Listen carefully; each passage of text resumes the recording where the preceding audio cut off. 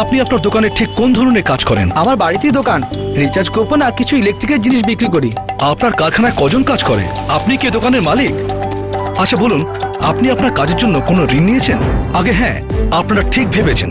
এটা আর্থিক গণনার কাজ চলছে। এতে আমরা আপনাদের ব্যবসায়িক রোজগারের সঠিক খবরাখবর নেব, আর যা কিনা সম্পূর্ণভাবে গোপনীয় থাকবে। আর এইসব তথ্য দ্বারা সরকার আপনাদের বিকাশ নীতি গঠন করবে। আপনি দোকানদার হন, ফ্যাক্টরির মালিক বা ফেরি লাগিয়ে কোনো জিনিস বিক্রি করেন, ডাক্তার হন বা উকিল, মাছের চাষ করেন বা বড়ি পাপড় তৈরি করার কোনো সহকারী কাজ করেন, বা আবার হ্যান্ডলুম অথবা হস্তকলার কাজ করেন, আমরা চাই আপনার কাছে কিছু খবর। আপনি কি ধরনের কাজ করেন?